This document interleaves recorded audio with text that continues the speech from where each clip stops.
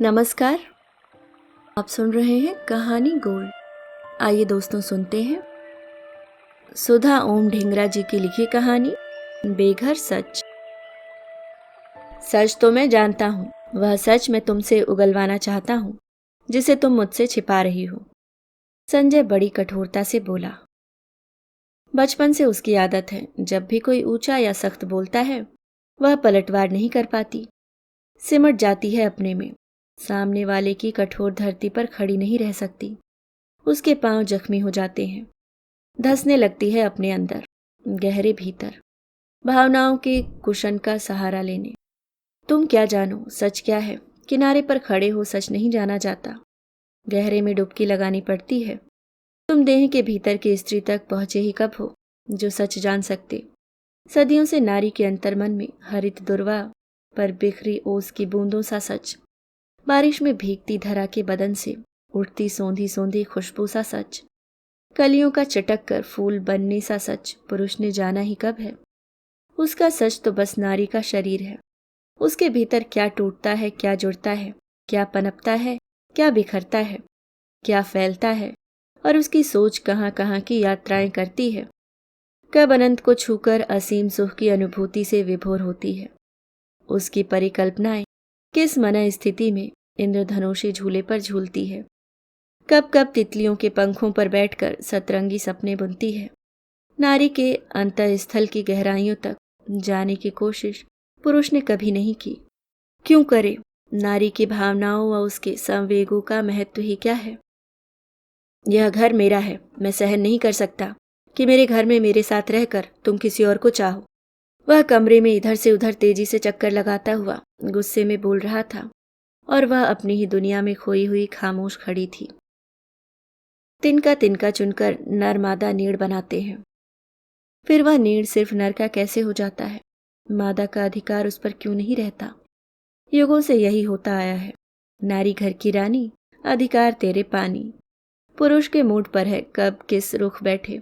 कई बार एक ही झोंके में नारी के सारे अधिकार पानी में बहा दिए जाते हैं, और वह भी नाली के पानी में। हल्के बादामी रंग की दीवारों वाले मकान को वह घूम घूम कर देख रही है। रियल एस्टेट एजेंट मैरी ने उसे चाबियां देते हुए कहा, miss Ranjana, here are the keys of your home. Take good care of this home. Take good care of this heaven. मेरी का होम शब्द पर जोर देना और उसे हेवन कहना वर्षों के आक्रोश से उसके भीतर पैदा हुए नासूर पर चोट पहुंचा गया। वहां टीस उठी, अथाह पीड़ा हुई। मैरी के सामने उसने अपने भावों को प्रकट नहीं होने दिया। वैसे भी पीड़ा दबाने की तो अब उसकी आदत हो चुकी है। घर ढूंढते ढूंढते वह इस खाली मकान में आ गई है। बचपन से लेकर आज तक उसे मकान ही तो मिले हैं। लोग उन्हें घर कहते थे, पर आज तक घर के अर्थ नहीं समझ पाई। अगर घर अपनों से बनता है तो अपने होते हुए भी उसे घर कब मिला? दूसरों के घरों में जगह बनाती रही। पैतृक घर में भाइयों के अलग अलग कमरे थे, और वह दादी जी के साथ सोती थी।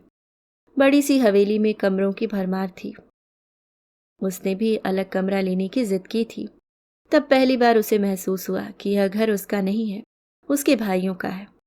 परिवार के बुजुर्गों ने उसे झिड़क दिया था, अपने पति के घर जाकर अपनी मर्जी से कमरा ले लेना, और भाइयों से क्या मुकाबला करना, यह तो घर ही उनका है। क्या यह घर मेरा नहीं है? वह रुआसी हो गई थी। नहीं, यह घर तेरे भाइयों का है, पति का घर तेरा होगा, उसे तड़ाक सा उत्तर मिला था। वह भी सबसे भिड़ गई थी। जिस घर में मेरा जन्म हुआ वह घर मेरा नहीं, और जिसको मैं जानती नहीं, पता नहीं, वह कब मेरी जिंदगी में आएगा, और आएगा भी या नहीं यह भी पता नहीं। कैसा होगा कोई नहीं जानता। उस अनजान अजनबी व्यक्ति का घर मेरा होगा। क्या कुतर्क है! यह कुतर्क नहीं, वेदों पुराणों में लिखा है, दादी जी ने बड़े दावे से कहा था, और यहीं से उसका विरोध शुरू हो गया था। वह वे वेद पुराण देखना चाहती थी जिनकी दुहाई देकर लड़कियों और स्त्रियों के साथ मनमानी की जाती है। वह नाराज थी। पुरुष ऐसा कहे तो उनका स्वार्थ समझ में आता है। वे महिलाओं पर अधिकार जमाने के लिए ऐसे कुतर्क तर्क की चाशनी चढ़ाकर देते हैं, पर महिलाओं का इस कुतर्क को मानना और दूसरी महिलाओं को उन्हीं बातों से प्रभावित करना उसके किशोर मन की समझ से परे था। माँ ने बड़े प्यार से धीमी आवाज में कहा था। मेरी रंजो, इतना गुस्सा तेरे लिए ठीक नहीं। यही नारी का जीवन है। वह माँ को बताना चाहती थी, नहीं, नारी जीवन यह नहीं है। माँ ने उसे सीने से लगा लिया था। वह शांत हो गई थी। जानती हूँ आजकल तुम बहुत कुछ पढ़ रही हो, काफी कुछ सीख रही हो। मुझे खुशी है कि तुम समझदार हो रही हो, पर पहले पढ़ लिख कर अपने पांव पर खड़ी हो जाओ, फिर हक की लड़ाई लड़ना। तुम्हें कमरा मिलेगा, और जब तक मैं जिंदा हूँ यह घर तुम्हारा भी है। पति का घर भी कभी औरत का नहीं होता रंजू, वहां भी उसे दूसरे घर की पराये घर की ही कहा जाता है। यह कहते हुए माँ उदास हो गई थी। कहीं से एक काली घनी बदली माँ की आंखों में बरस गई। उसके चेहरे और माथे पर उसके छींटे पड़ने लगे। माँ का दर्द, सारी पीड़ा वह उन बूंदों से महसूस कर रही थी। कुछ दिनों बाद उसे एक छोटा सा कमरा मिल गया। वह हैरान थी। माँ अपने लिए कभी किसी से कुछ भी नहीं मनवा सकी, और उसे कमरा उसने कैसे दिलवा दिया। घर में कई सत्ताएं थीं, पितृ सत्ता, दादी सत्ता और पिताजी की चाची उनकी सत्ता। संयुक्त परिवार था। इतनी सत्ताओं को मानना आसान नहीं था। कैसे किया होगा माँ ने यह सब। बचपन से अब तक उसने माँ को उन सत्ताओं के आगे झुके हुए चकर घिन्नी सा घूमते ही देखा है। कुछ मांगते या कहते नहीं देखा। माँ की सारी इच्छाएं और भावनाएं कहीं गुम हो गई थीं या समाप्त हो चुकी थीं। युवावस्था तक आते आते वह माँ की इस दशा का कारण समझ गई थी। माँ दहेज नहीं लाई थी। दादा और नाना दोनों आर्य समाजी थे और बिना दहेज लिए दिए बच्चों की शादी की थी। दादी और चाची दहेज चाहती थी। दोनों परिवारों में पिताजी अकेले बेटे थे। दादा और चाची के आगे तो वे बोल नहीं सकी। बस पहले दिन से माँ को तंज बाड़ों से ऐसा बींधा कि माँ के भीतर की औरत घायल होकर गिर पड़ी। उम्र भर सिर नहीं उठा सकी। शादी के समय रंजना के नाना जी ने बड़े गर्व से बताया था कि उनकी बेटी होम साइंस में एमए है और ललित कलाओं में भी प्रवीण है। पर व्यापारी परिवार में किसी ने इस ओर ध्यान ही नहीं दिया। दहेज के नाम पर वे एक सितार, तानपुरा और हारमोनियम लाई थी, जिन्हें पुराना सामान रखने वाले स्टोर में रख दिया गया। सितार तानपुरा के तार टूट चुके थे और हारमोनियम माँ की तरह स्वर्ग हो चुका था। उसने कई बार उन्हें वहां से निकालने की कोशिश की। तभी दादी और चाची जी अपशब्दों का मंत्रोच्चारण शुरू कर देती। रंजो, चल रख इन्हें वापिस। तुम कंजरों की बेटी नहीं, यह शरीफों का घर है, यहाँ कंजर खाना नहीं चलेगा। इससे पहले की बात और बढ़े, माँ उसे वे साज लेकर स्टोर में रख देती। माँ की डबडबाई आंखों की ओर देखकर वह चुप हो जाती। एक दिन माँ बहुत दुखी थी। रंजना ने उन्हें अपना दर्द बांटने के लिए बार बार आग्रह किया था। वह माँ का दुख जानना चाहती थी। माँ ने उसे बताया, पुरानी यादें कभी कभी तंग करती हैं। आज भी यादों के पार्क में घूम रही हूँ। तुम्हारे नाना जी बहुत आदर्शवादी थे। उन्होंने मुझे खूब पढ़ाया लिखाया, पर वे व्यवहार कुशल नहीं थे। मेरी शादी ऐसे परिवार में कर दी जहाँ धन धान्य की तो भरमार है, पर मेरी शिक्षा, कला, सोच और विचारों का घर के किसी भी मेंबर के दिल में कोई स्थान नहीं है। मैं तेरी शादी बहुत देखभाल कर करूंगी। लड़का वह ढूंढूंगी जो तुझे प्यार करे, तेरे गुणों, तेरी रुचियों की कद्र करे। पति पत्नी के साथ साथ तुम दोनों एक दूसरे के साथी बन सको। कहकर उनके चेहरे पर घनघोर घटा छा गई थी। उसे लगा यह घटा बस बरसने ही वाली है। उसने माँ की दाईं गाल चूम ली थी। माँ नन्ही कली से मुस्कुराने लगी थी। संजय को माँ ने ही पसंद किया था, और शादी के बाद वे रंजना की सूखे घर गृहस्थी देखने पिताजी के साथ उसके पास आई थी। रंजना ने उन्हें तरह तरह की कला प्रदर्शनियां, म्यूजियम, ब्रॉडवे शो दिखाए। उसे पता था कि माँ को इन सब का शौक है। एक मूर्ति कला की प्रदर्शनी से बाहर निकलकर माँ ने रंजना को सड़क किनारे एक पत्थर दिखाकर कहा कि उन्हें ऐसा पत्थर चाहिए। रंजना और उसके पिताजी यह सुनकर भौचक्के से रह गए थे। उसने माँ की ओर देखा तो उनके चेहरे पर आत्मविश्वास का ओज और दृढ़ता थी। वह अपनी माँ की बात को टाल नहीं सकी।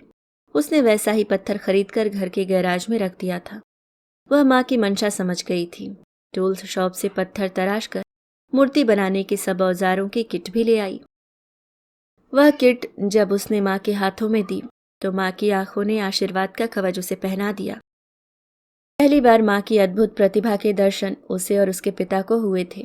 कुछ दिनों में माँ ने उस पत्थर को एक औरत की मूर्ति में तराश दिया था। रंजना और संजय बार बार उस मूर्ति को देखते, फिर माँ की ओर अविश्वसनीय नजरों से देखते। रंजना के पिता ने विश्वास दिलाया कि यह मूर्ति उनकी माँ ने ही बनाई है, और गर्व से यह भी बताया कि रंजना की माँ गाती भी बहुत बढ़िया है। पत्थर को तराशते हुए वे कभी भजन, कभी गीत और कभी गजल गाती थी, और उसके पिता एक एक पल का सुनैना देवी के साथ रसास्वादन करते रहे। रंजना खुश थी, चाहे इस उम्र में ही सही। माँ के भीतर दम तोड़ चुके कलाकार ने सिर तो उठाया, पिताजी ने माँ की तरफ ध्यान तो दिया। उस दिन के बाद वह माँ को स्टोन नर्सरी ले जाती और माँ तरह तरह के पत्थर चुन लेती। उसके मंदिर के राधा कृष्ण माँ के हाथों की ही देन है। सुनैना देवी भी मूर्ति कला के प्रति अपनी प्रतिभा को बाहर निकलता देखकर हैरान थी। हालांकि वे अन्य कलाओं में प्रवीण थी, पर अब वे कलाएं वर्षों से उनकी बेरुखी और उदासीनता से नाराज होकर कहीं भीतर ही तंबू गड़ाए बैठी थी, बाहर निकलने का नाम ही नहीं ले रही थी। रंजना को पेंटर नीरा यादव की याद आई, जिन्हें वह हिंदू मंदिर में मिली थी, जिनके चित्रों की प्रदर्शनियां विदेश पेंटरों के साथ होती है, जिनके चित्रों की प्रदर्शनियां विदेशी पेंटरों के साथ होती है। बनारस में उन्हें अपनी इस प्रतिभा से परिचय भी नहीं था, और सात समंदर पार की धरती ने ब्रश, कैनवस और रंगों के प्रति ऐसा मोह जगाया कि आज वे एक प्रतिष्ठित चित्रकार बन गई हैं। विदेशी परिवेश और समाज के प्रोत्साहन से वे एक बेहतरीन कलाकार बन गई हैं। रंजना अक्सर सोचती कि उसकी माँ और नीरा जी लगभग एक ही समय और उम्र में थोड़ी छोटी बड़ी हैं। उस समय की न जाने कितनी कलाकार सामाजिक और पारिवारिक मर्यादा और रूढ़ियों की बलि चढ़ी होंगी। माँ द्वारा बनाई गई एक मूर्ति आज भी उसके पास सुरक्षित है, जिसमें एक महिला भंवर में डूब रही है, और उसने दोनों हाथ ऊपर उठाकर अपनी बच्ची को बचाया हुआ है।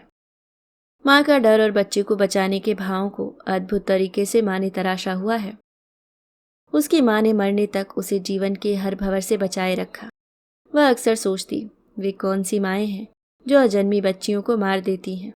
उसकी माँ तो जीती ही उसके लिए थी। माँ के मरने के साथ ही वह कमरा, जिसे उसकी माँ ने उसकी शादी के बाद भी उसी का कमरा कहकर सजा रखा था, और घर दोनों छूट गए।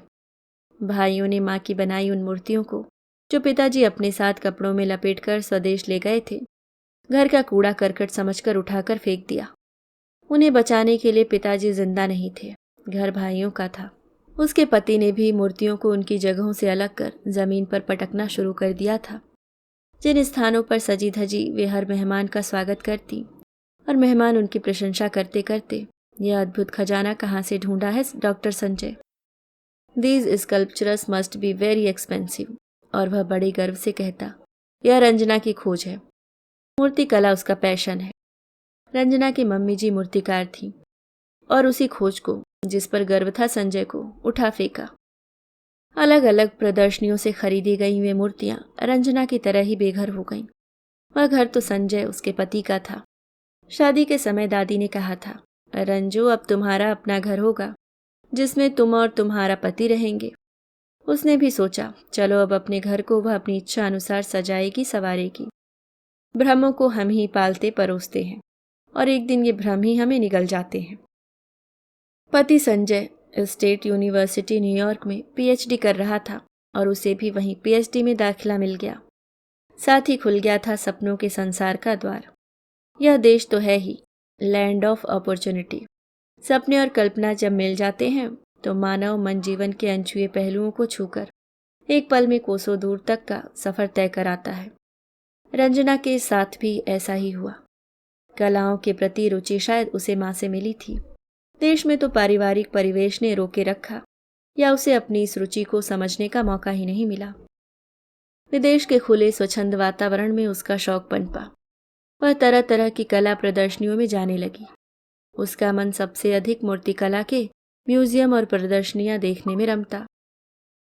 विशेषकर चीनी, जापानी और फ्रांस की मूर्तिकला की वह प्रशंसक हो गई। जो मूर्ति उसे बहुत पसंद आती वह उसे खरीद लेती और घर के कोने या दीवार के साथ सजा देती। पेरिस के एक भारतीय मूर्तिकार एम सदोश की एक मूर्ति ने उसे बांध लिया था। शीर्षक था होमलेस आइज। घुंघराले बाल, बड़ी बड़ी आंखें, घर को तलाशती नजरें। एक पूरी कहानी उस मूर्ति ने कह दी थी। अजंता एलोरा की मूर्तियां भी ऐसी ही कहानियां कहती होंगी। पढ़ने और समझने वाले चाहिए। वह सोचती, अब जब वह देश जाएगी तो अजंता एलोरा और खजुराहो की मूर्तियों में छुपी कहानियों को पढ़ेगी। जितना वह इस कला के करीब जाती गई, उतना ही उसे इस कला में रस आने लगा। ये मूर्तियां उसे बहुत रोमांचित करती, जिनसे उसकी परिकल्पना को उड़ान भरने का मौका मिल जाता और वह उसमें कहानी तथा कभी कविता को ढूंढ लेती। वह कहानियां और कविताएं लिखने लगी। वह उन मूर्तियों के आकाश में उस छोर तक उड़ती जहां मूर्तिकार ने अपनी कल्पना को छोड़ा होता। वह संजय से अपने भाव, कथाएं, अपने जज्बात सब साझा करना चाहती, पर उसे उसकी बातों में कोई दिलचस्पी नहीं होती थी। वह बस पति ही बना रहता, उसका दोस्त कभी नहीं बन पाया और वह धीरे धीरे अपनी दुनिया में डूबती चली गई। पीएचडी पूरी कर दोनों अलग अलग कंपनियों में वैज्ञानिक बन काम करने लग गए। 10 साल उस बदली की तरह निकल गए जो उमड़ घुमड़ कर रोमांस रचाती है और बिन बरसे ही उड़ जाती है। पढ़ाई के दौरान उन्होंने बच्चे का सोचा नहीं। अब बच्चा उनके लिए नहीं सोच रहा। रंजना की गोद सोनी है। उनकी दिनचर्या में कोई रस नहीं, बस एक रूटीन में बंधी ढर्रे पर चल रही जिंदगी थी। दरअसल संजय का काम के अलावा और कोई शौक नहीं था। अन्य भारतीयों व स्थानीय लोगों की तरह उसे गोल्फिंग, बॉलिंग, तैरने, सर्फिंग, पिकनिक, पार्टियां देना और पार्टियों में जाना कुछ भी अच्छा नहीं लगता। वह रंजना के साथ कभी मूवी थिएटर में मूवी देखने भी नहीं गया। यह सब उसे समय की बर्बादी लगती। हाँ, कभी कभी वह अपने दोस्तों के साथ स्पोर्ट्स बार में बास्केटबॉल, बेसबॉल की गेम्स देखने और बियर पीने चला जाता। रंजना के साथ वह ऐसा कोई भी मनोरंजक पल नहीं गुजारता था। दोनों काम से घर आते, संजय टीवी देखता और उसके शरीर से खेलता हुआ सो जाता। वह मानसिक सामंजस्य के लिए सहारा तलाशती। उसे पता चल गया था संजय एक अति महत्वाकांक्षी और वर्कहोलिक व्यक्ति है। कंपनी में वह सबसे ऊंचे पद पर पहुंचना चाहता था, इसलिए 7 दिन काम करता। घर उसके लिए रात्रि स्थली था और वह सिर्फ भोग गया। रंजना इंसान है, उसका अपना व्यक्तित्व है, अस्तित्व है, सोच है, समझ है। वह भी कुछ चाहती है, इससे उसको कोई सरोकार नहीं था। बस वह पति है, इतना वह बखूबी जानता था। संजय जैसा है उसने उसे वैसा ही स्वीकार किया हुआ था। रंजना अपनी मित्र मंडली के साथ गीत संगीत के शो में जाती, कला प्रदर्शनियों का लुत्फ उठाती, जीवन के शून्य को भर रही थी। उसे संजय से कोई गिला नहीं था। स्वभाव से वह बहुत मस्त मौला और बिंदास थी। होमलेस आइज पर उसने एक पत्र मूर्तिकार एम सदोष को लिखा और उस मूर्ति को देखकर अपनी कल्पना से बनाई कहानी को शब्दों का बाना पहनाकर भेजा था। एम सदोष इतना प्रभावित हुआ कि उसने वह कहानी अपनी मूर्ति के चित्र के साथ पेरिस की एक पत्रिका में छपवाई। यहीं से दोनों की दोस्ती शुरू हुई। ई पत्राचार, फोन वार्तालाप से वे अक्सर बातचीत करते। संजय को वह खुश होकर सब बातें बताती। संजय कभी ध्यान देता, कभी नहीं भी देता। जीवन की एक रसता और निरस्ता से वह उकता गई थी, बेचैन रहने लगी थी। उकताहट ही उसकी बेचैनी का कारण थी। वह जो कविताएं लिखती, एम सदोष को पढ़ने भेजती और उन कविताओं पर उसने कई मूर्तियां बनाई। वह उनके चित्र भेजता। संजय को वह चित्र दिखाती, पर वह तो कंपनी के प्रेसिडेंट की कुर्सी देख रहा था। उसे वह सब दिखाई नहीं देता था। रंजना कंपनी के काम से कैलिफोर्निया गई हुई थी। वहां की आर्ट गैलरी में उसने इंटरनेशनल आर्ट फेस्टिवल में लगी कई प्रदर्शनियां देखी और एक प्रदर्शनी में उसे एम सदोष की एक मूर्ति in the eyes of time नजर आई, जिसके साथ नोट लिखा हुआ था कि समय ने स्त्री को पुरुष से बेहतर और मजबूत देखा है। समय देख रहा है कि बलात्कार भी उसकी शक्ति को कम नहीं कर पाता और वह युग युगांतर से डटकर पुरुष का मुकाबला कर रही है। मूर्ति को जिस तरह तराशा गया था, एक एक कट मूर्तिकार के हाथों और उंगलियों की करामात दर्शा रहा था। समय और औरत के भावों को तराश में जिस तरह से उकेरा गया था, अकल्पनीय था। स्त्री की भावनाएं दर्शाने के लिए उसके शरीर और चेहरे पर कई जगह बड़े हल्के हाथ से मूर्ति की टोनिंग की गई थी। रंजना की कल्पना ने आगे की कहानी लिखनी शुरू कर दी। दुनिया में सबसे पवित्र अगर कोई है तो वह नारी है। पुरुष बीज डालता है तो वह 9 महीने बाद उसे फल देकर साथ की सारी गंदगी बाहर निकाल देती है। हर माह प्रकृति उसका भीतरी आंगन स्वच्छ कर देती है। उसे तो कोई पुरुष मैला कर ही नहीं सकता। प्रकृति ही उसका साथ देती है। वह तो गंगा की तरह पवित्र है। अगर वह बलात्कार और उसके बाद के डर को अपने भीतर से निकाल दे तो वह शक्ति है। अपनी इस ताकत को नारी स्वयं भी पहचान नहीं पा रही। वह तो कभी मैली होती ही नहीं, कुदरत ही उसे साफ कर देती है। वह काफी देर तक खड़ी उस मूर्ति को देखती रही। फिर उसने उसे खरीद लिया और वहां के मैनेजर को अपने घर का पता देकर उस मूर्ति को जहाज से भिजवाने की पेमेंट करके वह वहां से बाहर आई ही थी कि संजय का गुस्से से उबलता फोन आया। तुमने अपने यार से मिलने जाना था, तुम मुझसे झूठ क्यों बोला कि तुम कंपनी के काम से जा रही हो? तुम्हें पता है मुझे झूठ से सख्त नफरत है। इससे पहले वह कुछ कहती संजय ने फोन बंद कर दिया। संजय की आदत है, गुस्से में वह अंश शंट बोलकर फोन पटक देता है, फिर कुछ देर बाद माफी मांग लेता है। रंजना ने उसकी इस बात को गंभीरता से नहीं लिया, सोचा जाकर सब स्पष्ट कर देगी। संजय को गलतफहमी हुई है। रंजना की सोच गलत थी, बात गलतफहमी से कहीं आगे निकल गई थी। रंजना के घर पहुंचते ही संजय का वर्बल डायरिया शुरू हो गया, रुकने का नाम ही नहीं ले रहा था। वह उसे यूएस नेशनल न्यूज़पेपर दिखा दिखा कर पूछ रहा था, देख तेरा यार भी वहां था, जिन दिनों तुम वहां थी। तुमने जानबूझकर उन दिनों ऑफिस का काम रखा, तुमने मुझे धोखा दिया। तुम दोनों दोस्त नहीं, दोस्ती से आगे बढ़ चुके हो। तभी तुमने मुझसे झूठ बोला। तुम उसे चाहती हो, बस मुझसे छिपा रही हो। तुम्हें मानना होगा कि तुम उसे चाहती हो, मानती क्यों नहीं, कहो। वह न्यूज़पेपर में छपे विज्ञापन को गौर से देख रही थी कि हम सदोष कैलिफोर्निया में था और उसे पता भी नहीं। पिछले 1 महीने से उनकी बात नहीं हुई। वह जिस प्रोजेक्ट पर काम कर रही थी उसने उसे अत्यधिक व्यस्त किया हुआ था। अगर सदोष यहाँ आए होते तो वे उसे जरूर बताते, चाहे एसएमएस ही करते कि वे यहाँ आ रहे हैं। बोलती क्यों नहीं, तुम उससे प्यार करती हो? मैं तुम्हारे मुंह से सुनना चाहता हूँ। संजय का एक तरफा शाब्दिक युद्ध समाप्त होने का नाम ही नहीं ले रहा था। माँ के साथ भी उसने दादी और चाची का एक तरफा शाब्दिक प्रवचन बचपन से सुना है। चिढ़ आती है उसे इस तरह के व्यवहार से। वह शायद अपनी माँ की तरह सहनशील नहीं, जो एक तरफा आक्षेप सहती रहे। प्यार पुरुष के लिए बस एक शब्द है और स्त्री के लिए ब्रह्मांड। ब्रह्मांड के दर्शन वह बस एक बार ही करती है और पूरी निष्ठा से अंतःस्थल की गहराइयों से उसमें समा जाती है। काम के बाड़ों को भी प्रेम की प्रत्यंचा पर चढ़ा लेती है। आधुनिकता का आवरण ओढ़कर नारी कितनी भी मॉडर्न हो जाए, पर भीतर की स्त्री अपने प्राकृतिक गुण सजोए रखती है। मीरा ने भी प्रेम किया और राधा का भी प्रेम था। सीता ने भी प्रेम किया और उर्मिला का भी प्रेम था। प्रेम का झरना कितने रूपों में फूटता है, कितने रास्तों से गुजरता है, कितने स्वरूप धारण करता है, पर उसे किसी भी परिभाषा में नहीं बांधा जा सकता। हरि कथा सी प्रेम की व्याख्या भी अनंत है।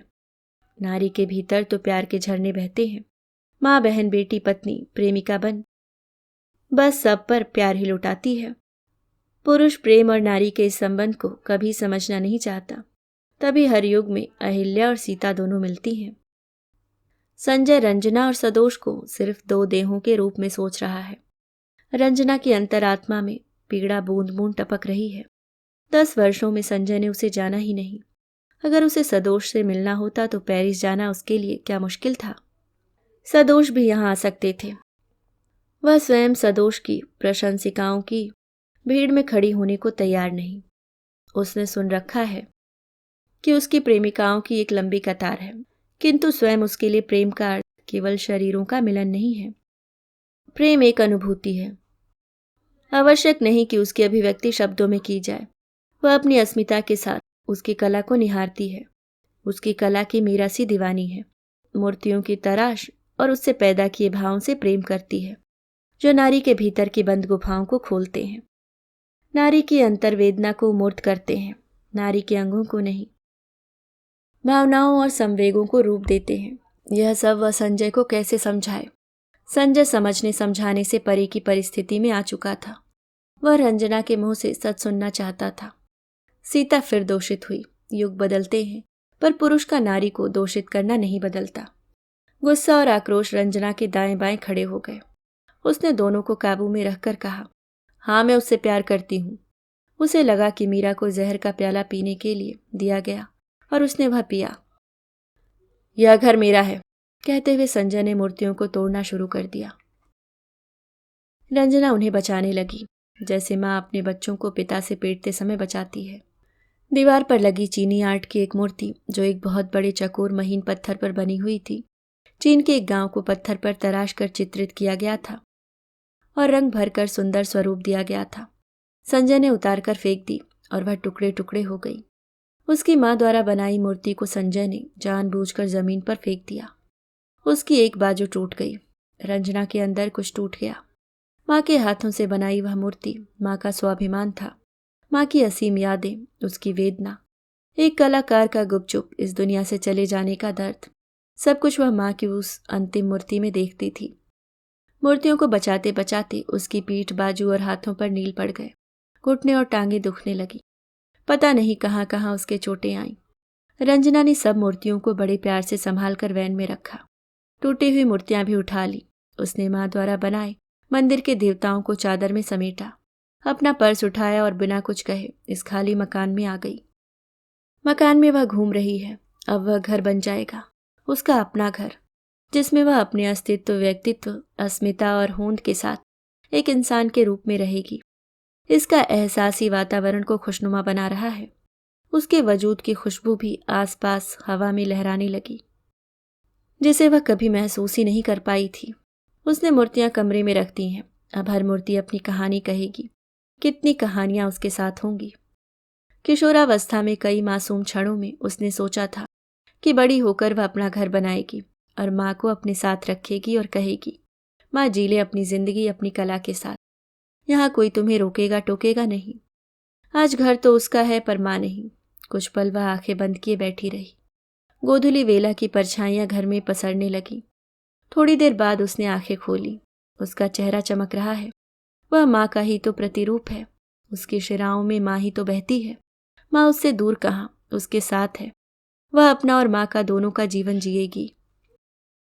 इस खूबसूरत सोच ने उसके भीतर स्फूर्ति और ऊर्जा के द्वार खोल दिए। उसकी नजरों ने घर की दीवारों और कोनों को परखना शुरू किया। अपने बेघर हुए सच और मूर्तियों की सुरक्षा के लिए उसकी दृष्टि चारों ओर घूम रही है।